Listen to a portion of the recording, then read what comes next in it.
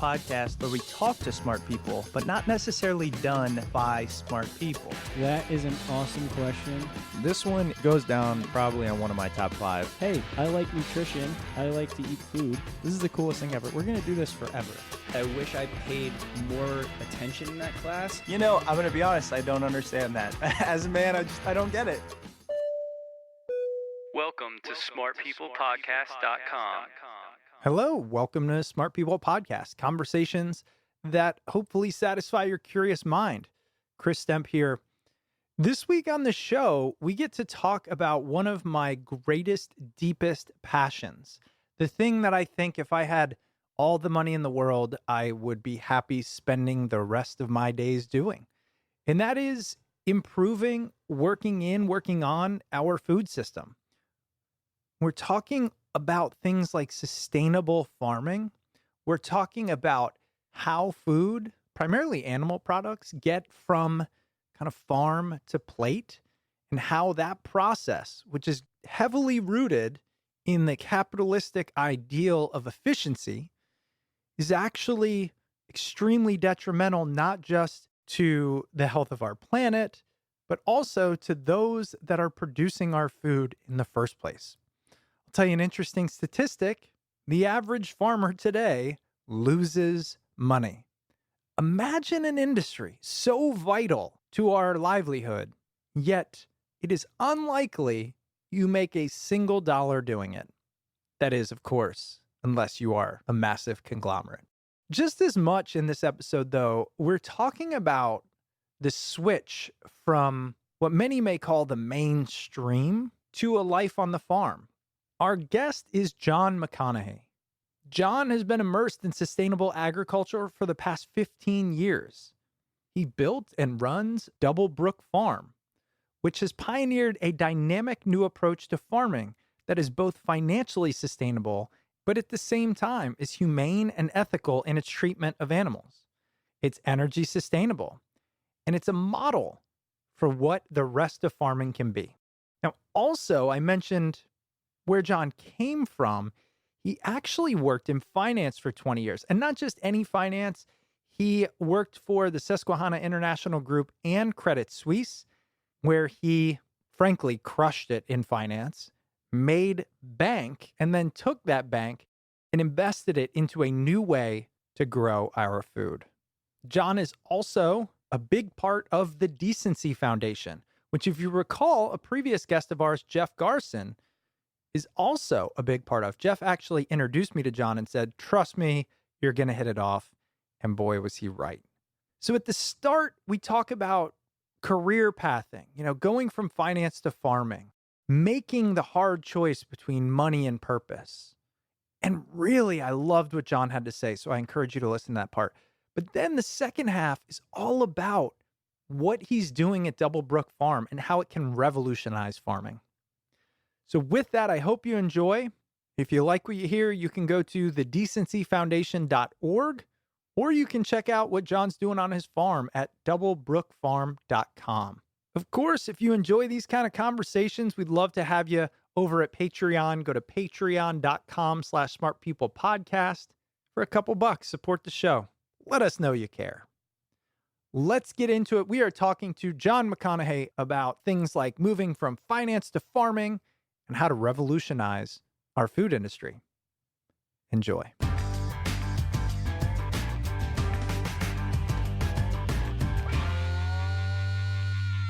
So I want to bring the listeners up to speed. And the way I view this episode going is I want to spend the first half really talking about your transition to Wall Street into things like sustainable farming and the food system and the restaurant you have. And then the second half, I want to talk about your experience in farming. Questions like, can anybody do it? Did you grow up on a farm or did you have to learn it along the way? What's it like to slaughter animals? All those things. So just setting that precedent, let's start here.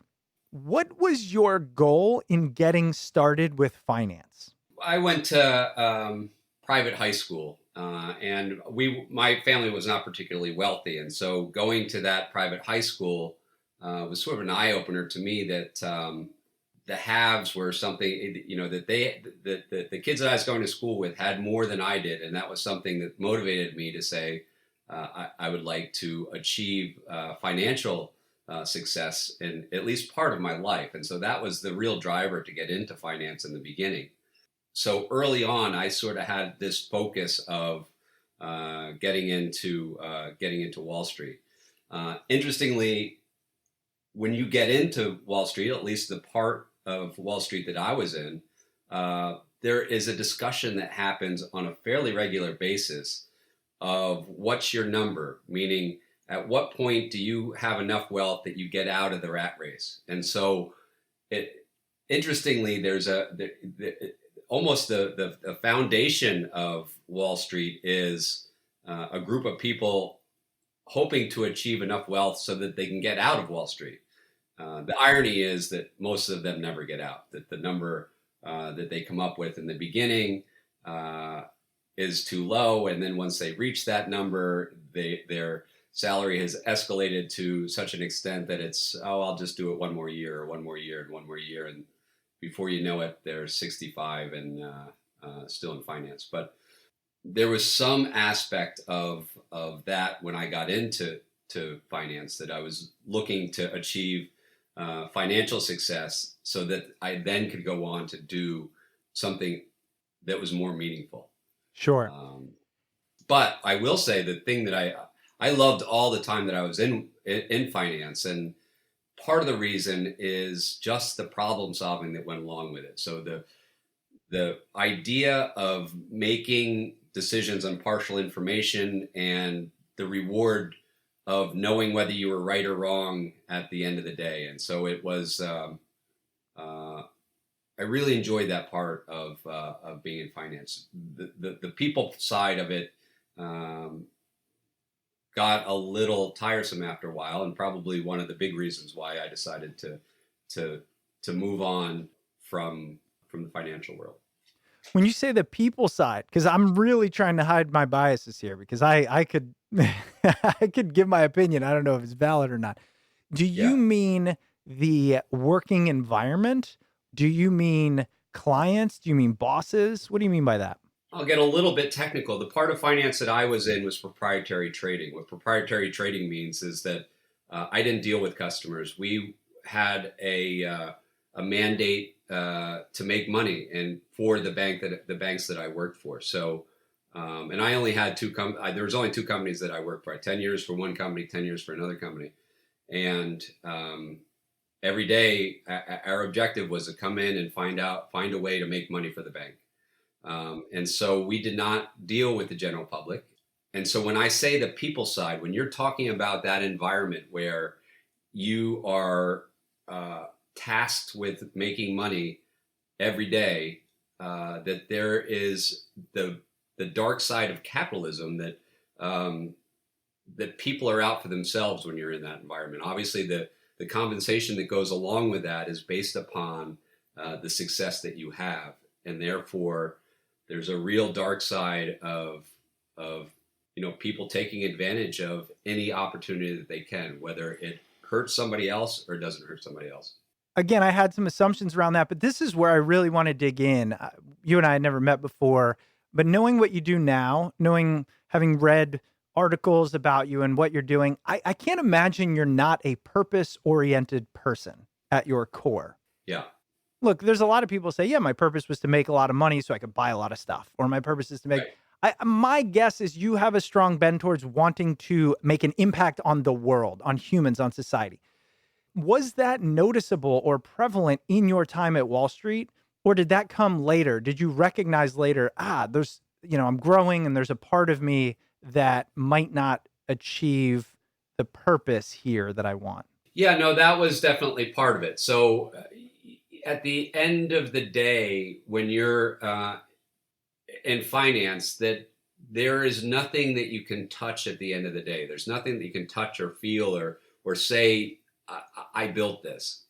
And that, you can look at a bank account and say, oh, well, there's more money in it today than there was yesterday. That is a measuring stick for sure, but it's not tangible in a way that farming is, right? So I think a lot of people get drawn to farming, and this was certainly part of it for me, because at the end of the day, there is tangibility. Whether it turned out to be a good day or a bad day, or animal lost its life, or something went drastically wrong with the weather, there's still tangibility. And so to your other point about having a purpose, I'm very, very goal oriented. So one of my goals when I got into finance, there was this idea of, when I hit a number, there was this idea of, I want to do it for X amount of years. And so that all sort of came together at the same time. I had been doing it for 20 years. I had exceeded the number that I had readjusted and sort of put on paper. And I was experiencing this idea of, I need something tangible. I need something fulfilling at the end of the day. And that was the reason for the initial shift. The purpose has evolved since then. That was early that I sort of made that decision. But the evolution towards where we are now, which is making farming profitable and making it sustainable, is what drives us every day. Yep.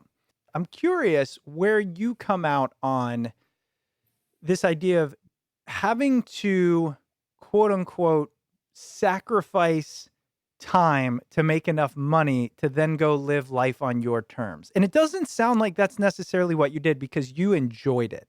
So maybe, again, kind of false assumption here, but how do you think about the idea of, look, yes, I'm going to spend 20 years of my life on this thing, but it's towards a number, which then turned into a purpose, which then turned into your current livelihood, as opposed to the person who, there might be a 21-year-old listening who's saying, like, I don't want to do that right now. I want to focus on purpose. And I will say it's a lot harder to also focus on income. It's just the way capitalism's set up, in my opinion. Yeah, yes, absolutely. Capitalism is it's got its problems, and part of the reason we started the nonprofit is some of those problems that do exist. But even when I was younger, there were two sort of categories of people. There was the idea that you could work to live, and or you could live to work, and meaning that I'm going to dedicate the next 10 or 20 years of my life to get financially comfortable so I can do the things that I want to do, versus I'm going to find a job that allows me to go skiing and surfing and doing the other things while I'm young. And the second route means that you're going to be doing it for much longer, right? It's going to be 30 or 40 or 50 years of doing the surfing and the work, versus dedicating, okay, I'm going to put the time in and then spend the last 20 or 30 years really focused on what I want to focus on. Yeah. Now, that being said, as I say, I enjoyed finance, and I was blessed to be successful at it. So it worked out as planned. But even within finance, I was quite successful. So that made that decision sounds easy now, but I was blessed to be able to achieve both enjoying what I did and financial success. Honestly, it's tough because it sounds like the dream. It's like, yeah, and again, having worked in finance as well a while ago, it was different then than what it is now. The way I equate it is like, now when people go in to become software engineers, like, that's what finance was in my mind, right? It was the place you went to make a lot of money, period, bar none, top of the food chain. But you liked it. It's like not fair. You liked it, you were good at it, and it led you to this. Like, that's just not how it's supposed to work out. And I'm kind of annoyed. I'm just going to be honest. Well, so one of the things that we're working on now with this nonprofit, and one of the things when I started farming, was the idea of, like, when I started, now 15 years ago, the average farmer lost money. 15 years later, the average farmer loses money. There's no other industry in the United States that the average person is a negative income. And so one of the goals in the beginning was, how do you do it profitably? And will say that all the ideas that I had to make it a profitable career turned out to be wrong. But that was the goal, to figure out how do you make it profitable, so that now as I'm having a conversation with somebody that's in high school or in college, and you can present them with the idea of, you can become a lawyer or a doctor and make $500,000 a year, or you could become a farmer and make $500,000 a year, right? The farming has never been part of that conversation because there never was the opportunity to make it a career. Is it part of that conversation now? Like, could you look somebody in the face and say, look, it's going to take a long time, like anything, and all of your blah, blah, blah, but you can make six figures profitably farming? Because if so, like, I'm in. That's where I want to go with this. Well, so that's we're at the beginning stages of the nonprofit, but that is the idea, to take what we've learned and give a turnkey solution. What we're focusing on in the beginning is the farmers that are already in existence, right? Of So course. the idea of keeping the farmers farming as opposed to bringing new farmers into the fold. Of course. But to answer the question, that's absolutely what we're working towards, so that it becomes a career choice, not a life of poverty. And you know, how many more people would become a farmer if it was a career that even comes close to some of the other ones that are being pushed in school? Exactly. And I want to get into that because it is one of those things where, especially today, but I remember, you know, for me, what sparked the biggest interest was Michael Pollan. I read Omnivore's Dilemma, and then I read Botany of Desire, then I read Omnivore's Dilemma, then I watched Food Inc., then I learned about Joel Salatin, then I said, I'm going to be a farmer, and I told my wife I was going to go intern with Joel Salatin, and she was like, whoa, whoa, whoa, whoa, whoa. But yeah, reality check. Yeah, reality check. So I want to talk about the fact that people recognize now the importance of food. Even the eggs that I have, friends that will go to the store and buy 18 eggs for, you know, $3 are like, hey, can I get yours? Because I know these are ultimately better. The problem becomes, it seems like one of those industries where the incentives are so misaligned. It's like the thing that people are asking for, maybe they're not willing to pay for. Even if they are, where do you get it? And those growing it are still dealing with all of these problems. Why is that is that, you know, almost limited to the product that we need to survive? Yeah, so the three most important things in life are air, water, and food. Right.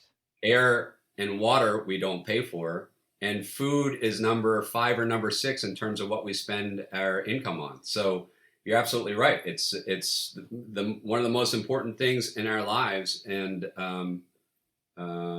we don't treat it as such. It's amazing, and you know, part of that is based upon the marketing that's taken place. I think that the difference between what we think we're buying and what we're actually buying based upon marketing is the biggest gap that there ever has been. So grass-fed or cage-free or free range, like all of them are fairly meaningless terms. Even the ones that are certified, like organic, where you have to meet certain criteria, and then there's a agency that comes in and certifies you.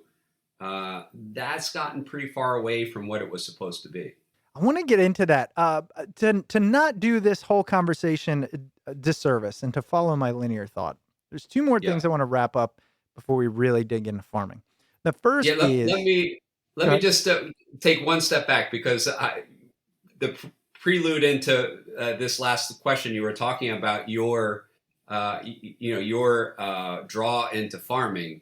And so I told you about, you know, my reasons for leaving finance and how that sort of started to transpire. Mm-hmm. What I didn't mention was that what got us on our current path. I was going to ask, don't you worry. Keep going. Well, so it was started with, my wife gave me an article back in 2004, right after we purchased the property that became the farm, called Power Steer by Michael Pollan. Ah.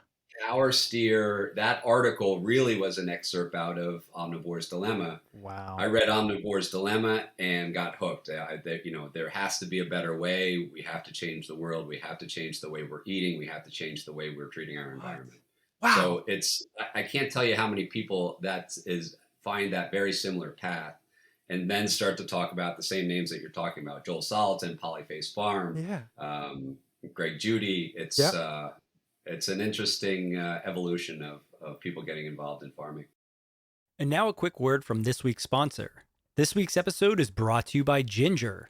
The North Star for every employer, manager, and HR professional is to create a supportive culture where employees are empowered to reach their full potential.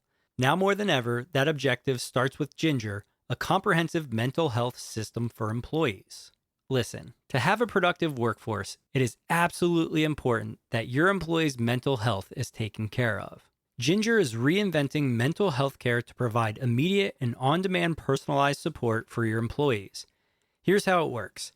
Ginger brings immediate, high-quality mental health support right from a smartphone.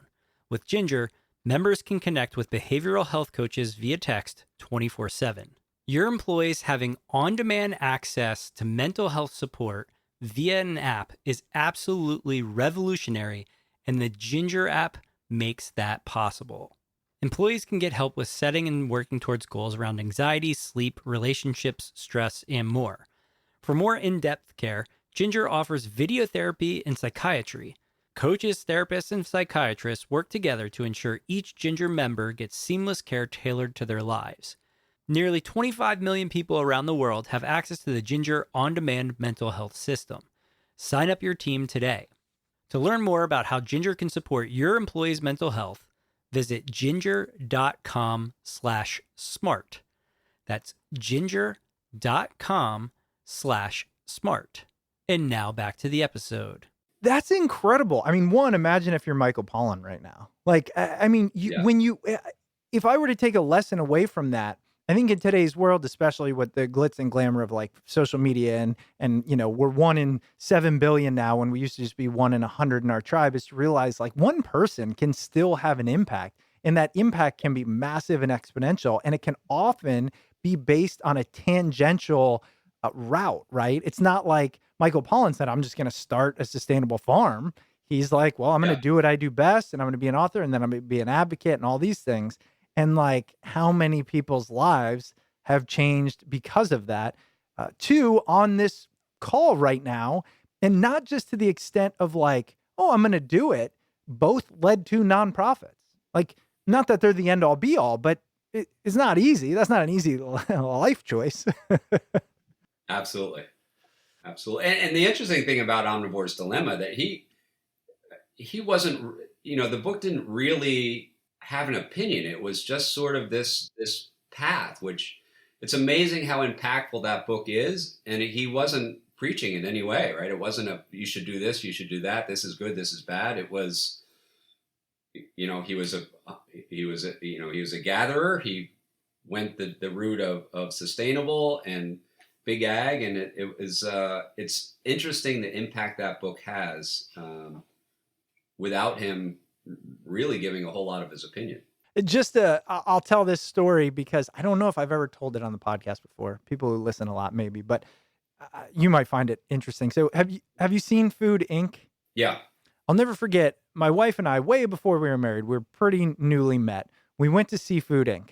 And we're in the theater. And, of course, the book has a heavy kind of through line of Omnivore's Dilemma, and Michael Pollan and Joel Salatin play a big role in there. And there's a part in the movie where they talk about sugar, specifically soda, and its direct kind of correlation or causation of diabetes and all these issues. And I kid you not, at the moment they're talking about it, in the theater, there's a loud thud. And all of a sudden there's this like gasping. And a gentleman had passed out, a large gentleman had passed out, hit the floor, and you could hear it. Ambulance came, they stopped the movie, they stopped the film. Turns out he had diabetes. He had whatever happens when you have that, where he passed out, and it was caused by insulin spike, or it was caused by a sugar spike at that moment. And that was essentially the culmination of a year later, I helped start a nonprofit in the healthy food space. Is that not unbelievable? That's an amazing story. So I don't know. It's hard to have this interview given how passionate I am and how much your life not only aligns, but how much you've done with it. We're going to get into that. So last question here, kind of on the career transition. What advice would you give to somebody, maybe they're in their early 20s, maybe 30s, 40s, doesn't really matter, but who's struggling between like, which route do I want to take based on the two we just discussed? Do I want to kind of work hard early-ish? And we're not talking 5 years, 10, 20, in a high stress, fast paced environment, often such as finance or, tech or whatever, in order to have more time later in life to live my purpose, or go straight towards the purpose, recognizing that that has its battles as well. What advice on how to make that decision, if any? I'm not sure I have advice in that because I don't think like it's hard to know what sets us all on our career path. And for each person, it's different. But by the time you're 19 or 20 or 21, a lot of that's been set. That it's not. You're either a type of person that is going to go one way or the other. I don't think that you're going to change course. I can say, the things that I think are important to me, setting goals, for instance, like all throughout my life, I set goals because I always believe if you don't know where you're going, you're not going to be able to get there. But in terms of should you work hard for 15 or 20 years so you can do what you want, or enjoy life while you're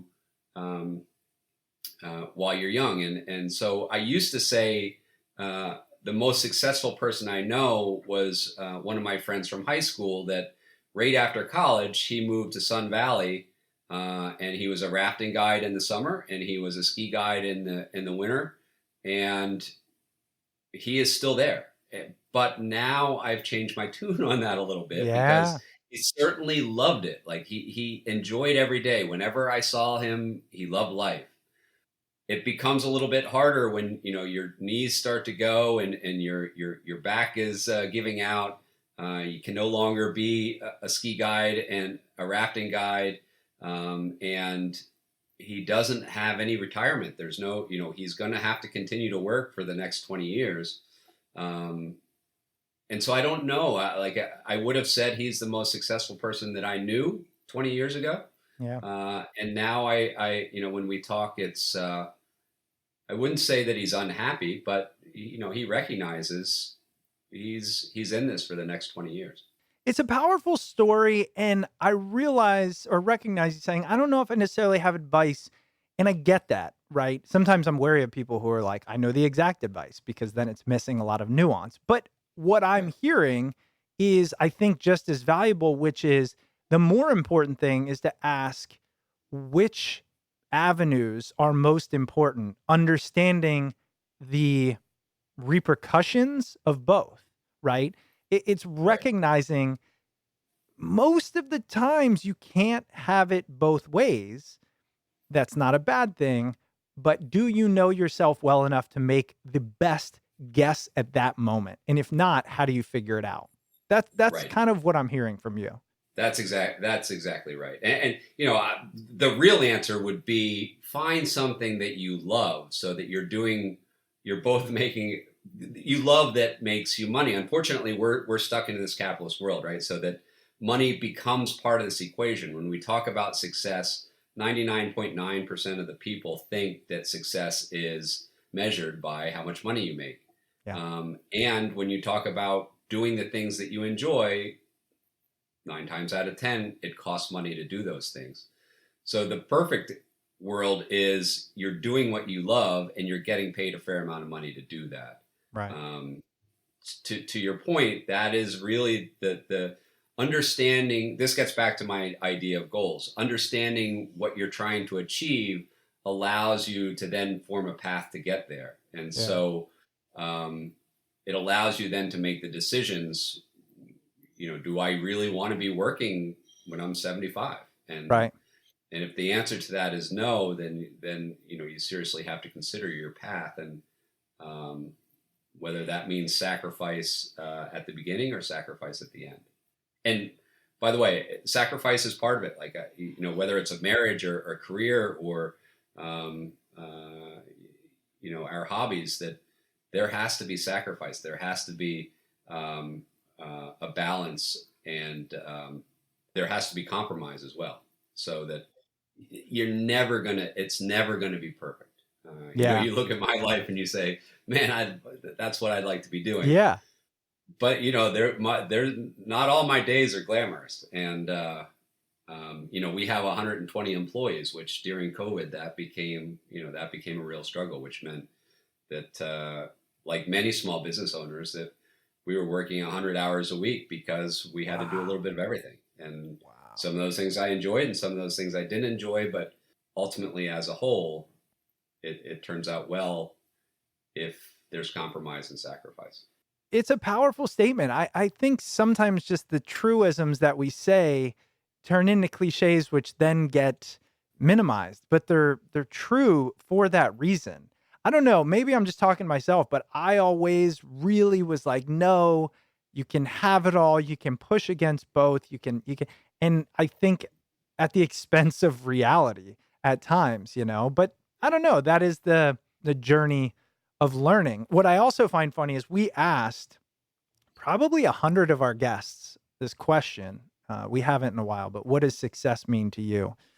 And the reason I stopped asking it, because we're going to put it in a book form, is the answers all follow a similar vein, and they're not surprising. What is surprising is that every single person knows success is not financial, yet so many people judge their own lives on finances. And I cannot figure out why there is this misalignment of like, I know that's not what successful means, but it's still the goalpost I'm going to chase. Yes. Well, and I would add to that you started a nonprofit, and it's impossible to have a discussion about any business related thing, whether it's a nonprofit or for profit, without capitalism making its way into the first 2 or 3 sentences. Like Absolutely.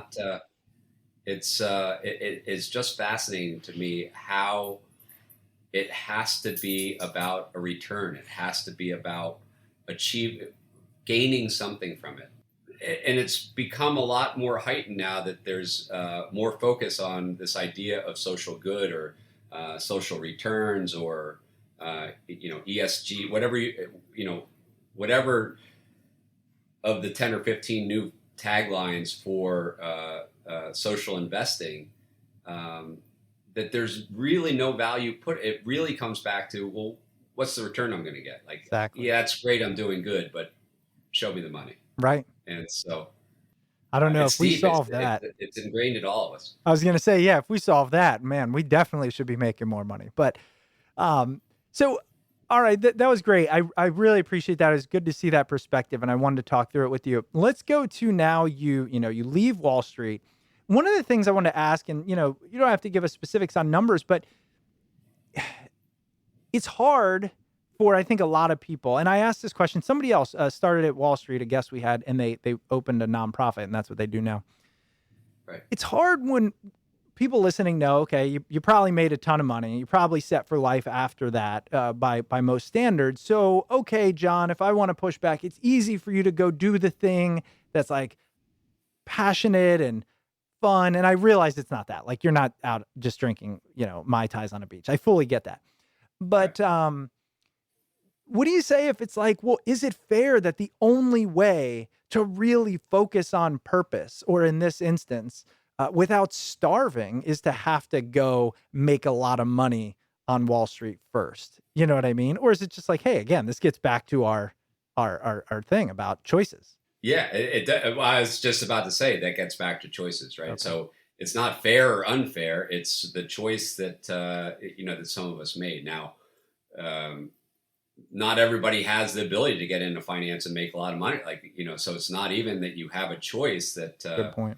That even within finance, I was successful above and beyond most people. But that being said, yeah, that's the world that we live in, that you have to make choices, and nothing's going to be given to you. Right. And so whether it's fair or unfair, that's the way that it works. I actually really appreciate, respect, and believe in that approach. Like fair or unfair is it is. So that's what Right. happened. And look what you've done with it. And I think that's the other part. So let's get into it. How did farming come about? Was it always a passion? Did you seek to change the way farming is done, or was it just something you wanted to do with your family? Tell us the start there. Yeah. So my parents were not farmers. My wife's parents were not farmers, although my wife's grandfather did a little farming, but he was an artist first and foremost. So uh, that's an interesting choice where you choose farming to subsidize your artist's income, or art to subsidize your farming income. But regardless, the reality is we didn't have a whole lot of farming in our background. And when I first sort of made the decision and had this pull towards farming, it more was the idea of the fascination of whether it's the smell of the earth or the smell of diesel fuel or something growing from nothing. Like there was really a pull towards the idea of farming. But in the beginning, that was to show our kids where their food came from, to do it on the side. And once I got to the point that I was going to leave Wall Street, that farming wasn't going to be the core of what I did. And then after reading Omnivore's Dilemma, and then talking to local farmers, and understanding their struggle, and then talking to local chefs and understanding their struggle, it was the opposite side of the equation, where farmers were not good at marketing and distribution, and chefs needed reliability and consistency. And so I thought, well, if you connect those two, that you solve the problem. So you have a farm that supplies a market and a restaurant, and what doesn't get used by the restaurant comes back into the farm as food or fertilizer. Then you start to solve the problems that seem to go along with farming and food, because you control all the things that are problematic for the average farmer and all the things that are problematic for the average restaurant. And so that was a twist on that. Happened about a year before I left Wall Street. So by the time I left Wall Street, I was on this idea of a closed loop sustainable food system, thanks to Omnivore's Dilemma and Michael Pollan. But based on those conversations about what were the struggles of the farmer and what were the struggles of his customers. Hey everyone, Chris here, and I want to take a minute for our sponsor this week, Organifi. Now, the one thing you might be asking is, why is Chris doing the read? Because honestly, John almost always does these. When Organifi decided to sponsor the show, and I got their product, I tried it, and I was genuinely shocked. I actually called John and said, hey, let me do the ad read for this one because it's incredible. And here's why. Organifi is a line of organic superfood blends that offer plant-based nutrition with high-quality ingredients and less than 3 grams of sugar. So my two favorites are their green juice blend and their gold blend. The green juice blend is best with cold, just mix it with cold water. It has all types of good stuff. It has ashwagandha, which if you're not familiar, it's a adaptogen that can help with stress, weight management, etc. It has moringa, matcha, chlorella, spirulina. It has all this good stuff, but what's even crazier is it's delicious. Like my biggest problem with a lot of these products is they taste like they're healthy. This stuff is awesome. And the gold, oh man, you put it in hot water like a tea. It has turmeric, ginger, lemon balm, reishi mushroom, turkey tail mushroom. Again, made of health, but like better than all the teas I have on a nightly basis. So treat yourself to amazing health and try it today for 20% off your entire purchase. Go to www.organifi.com/ smart. Again, Organifi.com/smart. Get 20% off. And when you love it, shoot me an email and tell me I was right. Let's get back to the show. Is it more about kind of that closed loop? Is that the problem? Yeah, well, so a lot of the things that I thought were going to be the problem have turned out not to be such an issue, and a lot of the things I thought were going to be easy have turned out to be very difficult. So the one advantage that I've had, well, two advantages. One, I had enough money that I could fail 1,000 times. Um, and two, I own the entire food chain, so I know where the problems are, and that's extremely unique, right? So there's a lot of farmers or a lot of consultants that'll say, "I know what the farming problem is," but they don't know the other side of the food chain. So in order for us to have a restaurant and a market that's supplied by the farm, we also needed to have a bakery. We also needed to have a slaughterhouse. We also needed to have a butcher shop. So in terms of our supply chain, everything is born, raised, and slaughtered on the farm. So we're one of 2 USDA inspected slaughterhouses on farm. Wow. The other one is White Oaks down in Georgia. So no animal farmer other than me and Will Harris down in Georgia truly has control over their animals from the beginning to the end. Why is that? Is that a cost issue, like first and foremost through and through? Well, so this is going to come back to what the real problem is with farming, and having the food chain and having the ability to fail has gotten us to what I have really figured out to be the problem, or what I believe to be the problem, but I believe it fairly strongly because it's based on numbers. But and so the answer to your question is because we are stuck in a paradigm that has existed for the last 30 years, and people can't think outside of that paradigm box, right? So, and this gets back to capitalism. So if you were in finance, you probably had some business classes. And since the time I can remember any of my business classes, it was about specializing, right? You wanted to focus, and capacity utilization. So not only did you want to focus, but you wanted to do it as big as you can. So make one thing, make a lot of it, make it as often as you can. And that is our farming world. That is our financial world. That is just about everything that we do is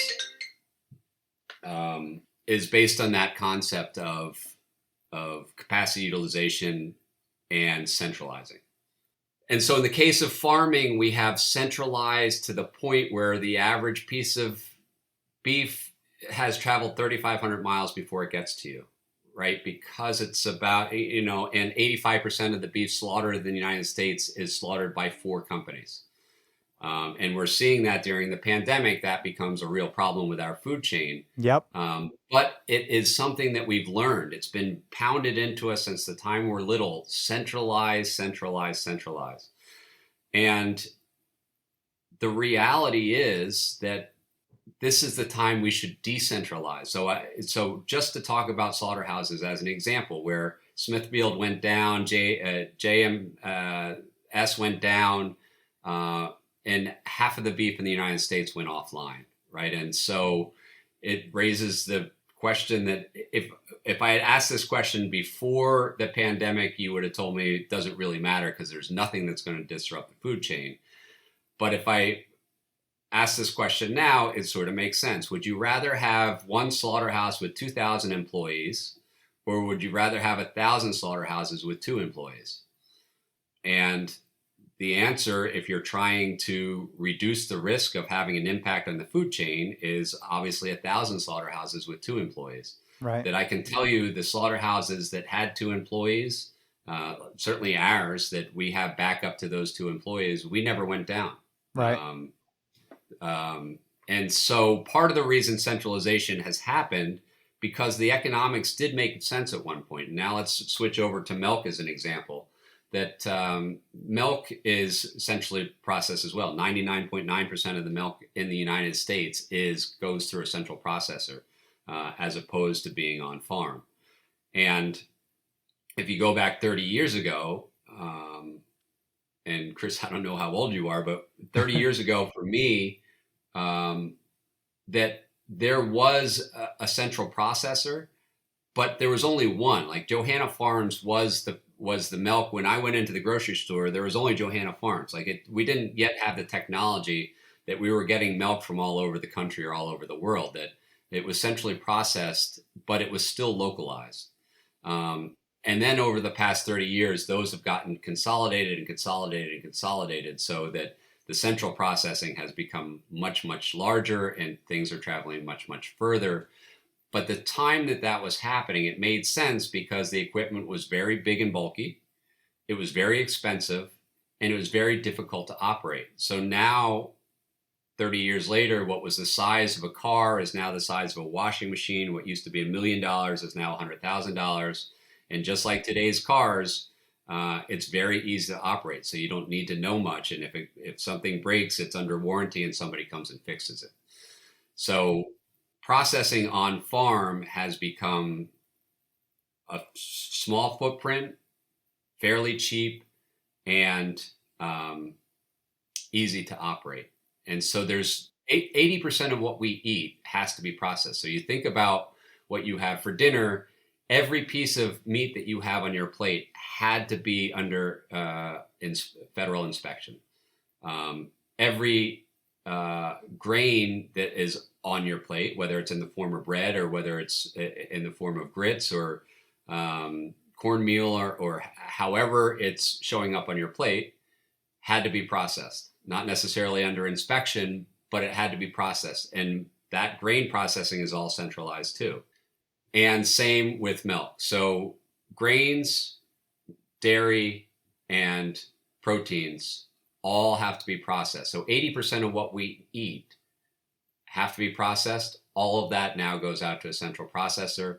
And that is, the pie is the same size as it used to be. But long ago, there were only two slices. There was the farmer and there was the retailer. And the retailer got it directly from the farmer because everything was localized. Okay.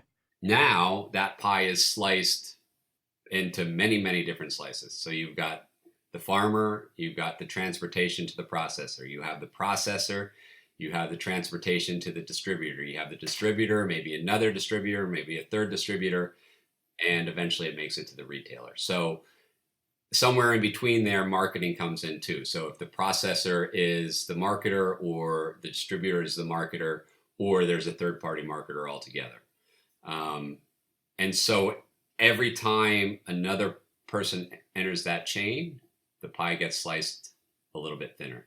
And every other person in that supply chain loses a little bit of their revenue. So that makes sense. And so the farmers complain like we're not getting paid enough, right? But the processors aren't knocking the cover off the ball either. Like, so there's nobody in that chain that is actually doing pretty well. It's everybody is stuck in this paradigm. Now, is that because, and I'm sure we could talk about government subsidies and whatnot and the way the system's set up and regulated, but is that because let's call it the government, correct me if I'm wrong, their primary goal is to just create more edible products that are safe enough for mass consumption, as opposed to, I feel like from what I know of farming, capitalism has been largely removed due to government intervention. So what we call free markets really are not. Now, I don't know if that's true. I am not very learned when it comes to the economics of farming. Yeah, well, so just to touch upon that point, that it's very slanted, this idea of that it's not a free market, that there are large farm subsidies. The majority of those subsidies go towards big ag. So if you look at big agriculture and you say, the average farmer loses money, that's all of the little guys, right? That's not the big agricultural guys. It's not the big corporations that are in farming. And so if you think about farming in terms of a business, in terms of capitalism, the United States is the best in the world. Like, you almost can't get better than one guy can take care of 1 million chickens And the scale at which that happens is just remarkable, right? So that if you're measuring things by capitalism, one guy taking care of 1 million chickens is successful. If you don't care about the fact that it's a living, breathing thing with a nervous system, if you don't care about the fact that their manure is so toxic that it can't be used for fertilizer, if you don't care about what it does to the air or it does to our bodies in terms of ingesting what has to be given to a chicken to keep it alive with 1 million other chickens. This gets back to your point about where are we in the life cycle with agriculture not being free markets. Most of the subsidies that are given, which are usually in the magnitude of 30 billion, depending upon the year, somewhere between 25 and 50 billion of farm subsidies are given out annually. It is nearly impossible as a small farmer to get those subsidies. The majority of those subsidies go to big business who already are making a profit. So it sounds like, oh yeah, the food system couldn't exist without subsidies. The reality is the rich get richer in the agricultural game because of the subsidies. What we were talking about earlier, capitalism and how it runs a lot of the things, but those things also lead to efficiencies. Like where I struggle is you were mentioning the problems with, say, processing. But as you also mentioned, there is an extreme efficiency that has come from those processes. So how do we disrupt something if it is meeting the most basic needs of feeding people inexpensively? Because it's really hard to convince people to then pay more. I mean, I think we've done so to a degree. I know 10 years ago, I couldn't get, call it grass-fed as a Giant or a Safeway, and now it's amazing if you can't get it. So right. I think there have been changes, but ultimately it's like, do you think we will make large-scale changes if the economics can't stand up to big ag or industrial ag? Well, so one of the things that I learned early on is that the problem that I'm really trying to solve, and this idea of on-farm processing being one of the solutions, and I'll talk about the economics in a second, but the reality is at the same price and same convenience, then there's no choice, right? If there's this concept that grass-fed beef is better for you, but we start to get into the argument of, but is it worth it? Is it worth the premium that I'm paying? That argument goes away, right? So if everybody sort of agrees that I'm not sure whether grass-fed is or is not better, but it's not worse. Right. And so at the same price and same convenience, I'll buy grass-fed.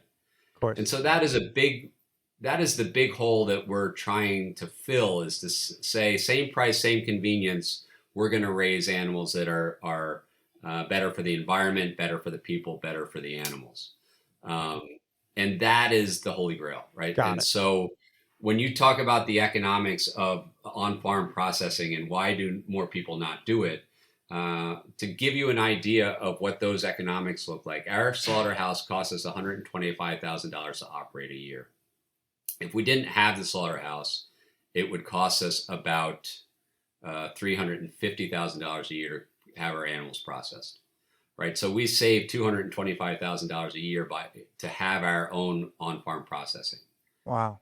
Interestingly, with sustainable farming, or really any of the environmental issues that we're talking about, if you try to solve one problem, quite often you solve many problems. So the reason to build the on-farm slaughterhouse in the beginning was not for economics. The reason to build it in the beginning was because we wanted control of what we perceived at the time to be the most important part of the animal's life. Mm-hmm. But now that part is still important, but the economics are substantially better, and the stress on the animal is substantially less. Therefore, the quality of the meat is substantially better. And so trying to solve one problem, aka give the animal a better life and a better death, solve some of the other problems, which was this idea of the economics make a lot more sense. But for us, that's not to say, wow, now we're more profitable by $225,000 a year. That allows us to drop our price so that we can get closer to what a commodity beef would be. So, at this point in your journey, do you think the problem is solved and now it's just we have to scale? Or is it partially solved and we're going to keep working towards the remaining portions? I think it's partially solved because there's still the biggest issue has been, and you experience it with your own nonprofit, is the capital, right? And so capitalism comes yet again into this equation. Yeah. That to build on farm processing requires money, and the farming world is not the poster child of lenders lining up to give people money. That Sure. the farmer is a bad investment. It's something that even the mortgage companies that were set up to provide mortgages specifically to farmers now only provide about 30% of their capital to farmers because farmers are high risk. And so capitalism still becomes a big part of the issue. Raising money to have this on-farm processing put in place still becomes a big hurdle. And so interestingly for me, like the numbers are dramatic. So we're talking about, the farmer that we're working with, the pilot program with dairy, if all turns out as we expect and the numbers we're using are fairly conservative, he goes from losing about $30,000 a year to be from being a dairy farmer. And by the way, he's like most farmers where he has another job to subsidize his dairy habit. Man. But so he loses about $30,000 just on the dairy part of what he does. And with the on-farm bottling, it goes to be somewhere, depending upon, if he puts more cows on to get back up to the number he initially was and so on, it's somewhere between $200,000 and $400,000 a year profit. So the swing is fairly dramatic. Okay, two follow-up questions there. One, why do people do it if they're losing money? It can't be out of pure joy. Now, I've been under the assumption after I think it was Food Inc. that it's kind of a trap you get in where you're just so in debt, you have no options and you keep going and going and going. But in this case, maybe that's not true. In your experience, why would this guy do it, for example? Yeah, no, I think some people are caught in it and therefore they're doing it because that's what they know. And by the way, the problem is worse than it seems because the majority of the farmers inherit their land. So they don't even have a mortgage. They don't, they're not even paying rent. That, Wow. a big part of most businesses' expense isn't something that they have as an expense. However, that being said, that, I think some people do it because they enjoy farming. And so that they will be a bus driver or they will be a truck driver. And then spend 2 hours in the afternoon or 3 hours in the afternoon to come back and work on their farm. So I think that there really is some aspect of joy that comes out of working with your hands, working with the land, seeing at the end of the day what you've made and the tangibility that goes along with that. For those that farm animals, I think there's a real spirituality in being near animals. I think you probably find that with your chickens that, Of course. you might just sit and watch them because it's fascinating, right? It relieves stress in a way that you can't get from a movie or from, a doctor or a drug or anything else. So I think there is that aspect of joy that goes along with it. I could see that. It's interesting because when you're talking like tens of thousands of dollars, I'm like, oh, I get it. Because sure enough, like we started with 4 chickens, right? And then we were like, okay, 6, and then we were 10, and then we were 15, and then we were like, I'd love to have I literally have 100, no problem. but I can't in the run I built was meant max 18, like in the coop. So, but Right. the reason I say that is because when you were saying this farmer, I wasn't thinking of it as that. But sure enough, like we were like, hey, we could probably sell a couple of these eggs, not to make money, but just because we have way more than we need, and it'll pay Right. for their feed. And then we were like, well, if we get goats, which we want, you can rent Right. goats, right? To clear land, or you could do goat Right. yoga. Like I could see that process when you're in it. And of course, that was not me quitting my job to do that. So I asked the Yeah. question without recognizing I'm kind of down that road in the first Yeah. place. You're living it. You're Yeah. living it now. And It's a great point. at some point, if it grows and you have some goats and now you're renting out your goats, you're going to say, I need to set this up as a business. Right. And it's going to be a losing business. And so now you're going to be another statistic. That's right. So for all the reasons you want your goats and your chickens and to go beyond what you need as a family, Mhm. that's the That's pull why. that brings people into farming. For those listening who are, as I am, fascinated by sustainable farming, fascinated by what you've done, and we'll provide the website and some more information. What would you like people to take away? Maybe they want to dabble, or maybe they don't. They're just interested in it. But like, what's your driving factor that you wish? Because I know there's a message that you want to get out about it. And what is that? Well, there's two. I'll start with the reason we sort of got into this. The biggest polluter in the United States, if we're honest about the math, is industrial farming. And to be more specific about that, it's animal farming. So the industrial animal farming is the biggest polluter in the United States, bar none. And the pasture-based farming that we do is 180-degree difference. So not only are we not poisoning the water, we're cleaning the water. Not only are we not being harmful to people's health, we're being helpful to people's health. And not only are we not treating animals like widgets, but we are trying to allow them to help them have a good life as well as mend the environment.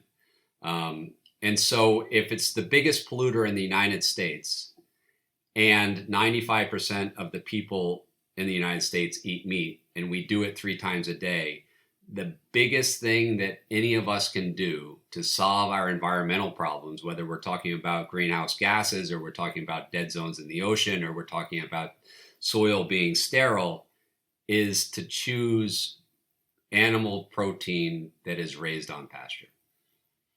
So that is point number one.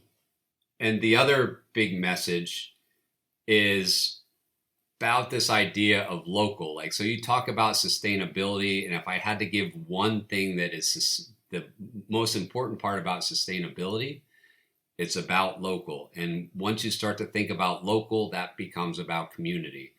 And I think that's a big part of what we've lost over the last 30 years, that most of us do not even know our neighbors, that we work in one place, we live in another, and we socialize in a third. That the idea of it takes a village to raise a kid has been lost for a long, long time. And you start to come back to this idea of local.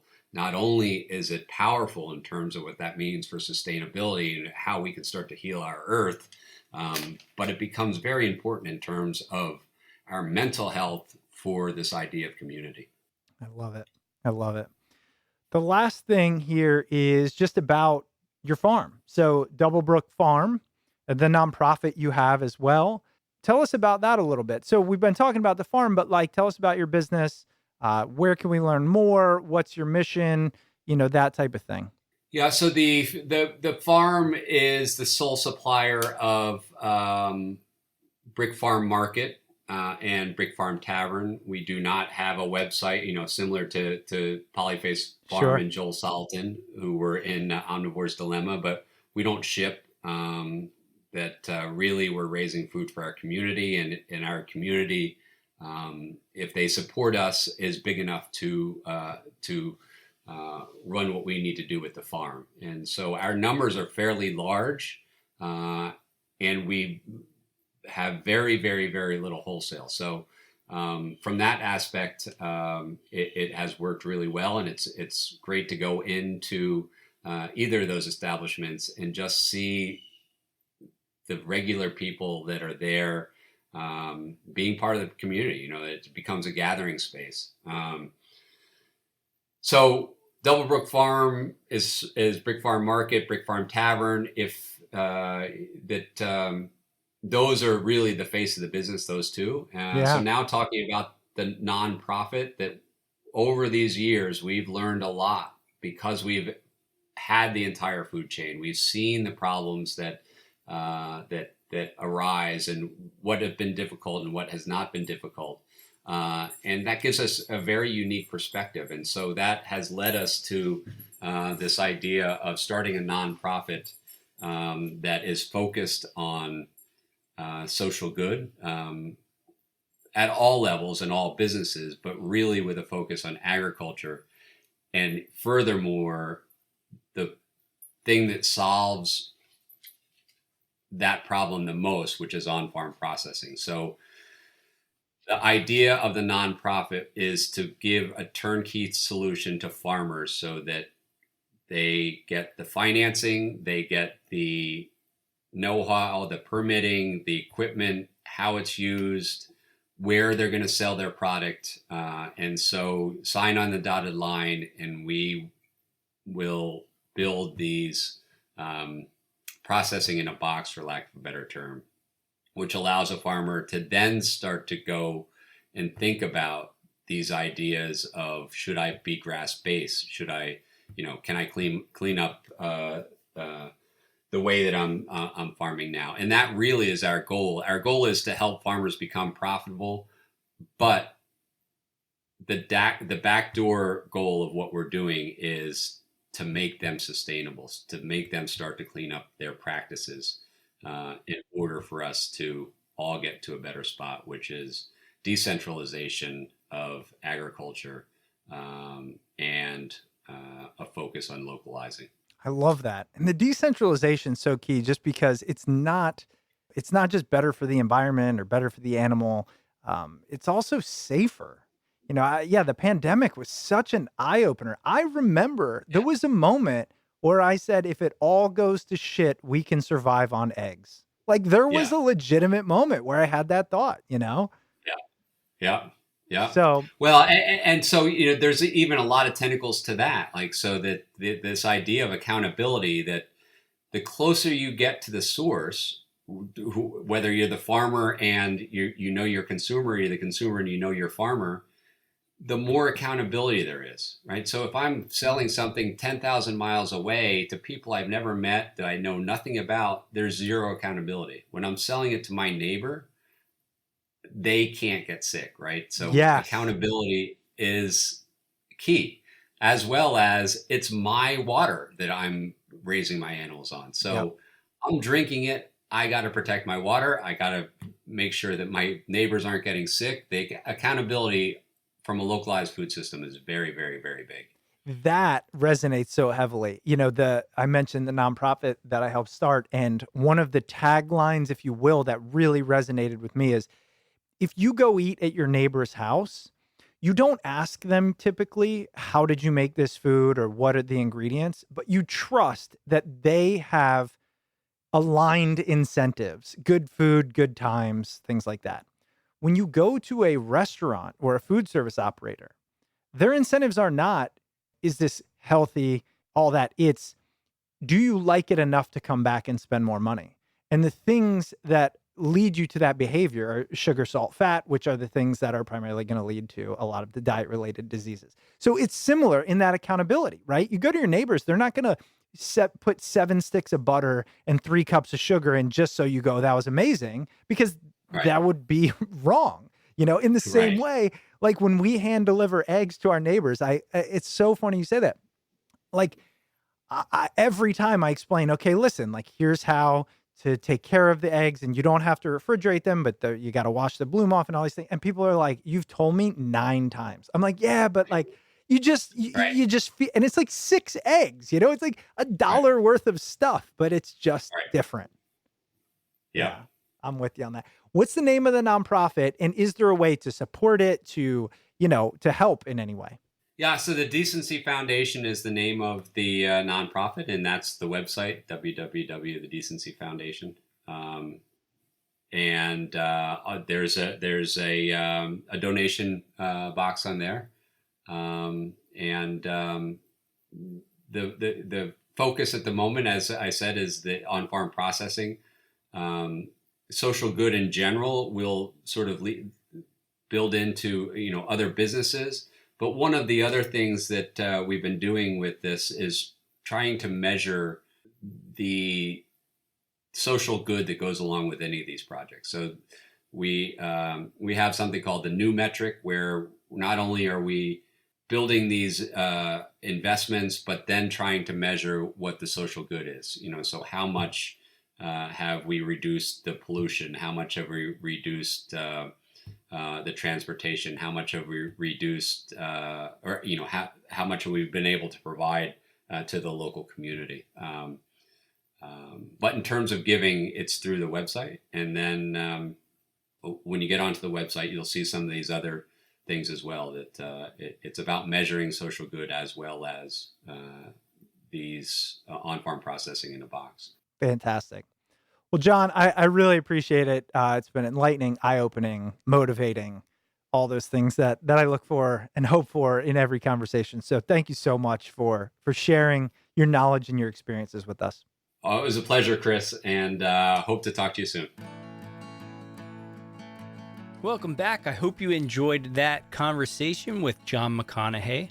More about Jon can be found at doublebrookfarm.com or at the decencyfoundation.org. And now jumping into a few housekeeping items before we let you go. If you ever want to reach out to the podcast, you can email us at smartpeoplepodcast@gmail.com or message us on Twitter at smartpeoplepod. And if you'd like to support the show, one of the best ways you can do so is by heading over to Patreon, patreon.com/smartpeoplepodcast, and kicking us a few bucks each month. It really does help Chris and I keep the lights on and helps us continue to grow the show. But if you're looking for a free and easy way to support the show, just tell a friend or a family member about the show. Have them subscribe to the podcast. That will help just as much. And if you're interested in hearing more about Smart People Podcast, go over to the website, smartpeoplepodcast.com, and sign up for the newsletter. And of course, make sure you stay tuned because we've got a lot of great interviews coming up. So we'll see you all next episode.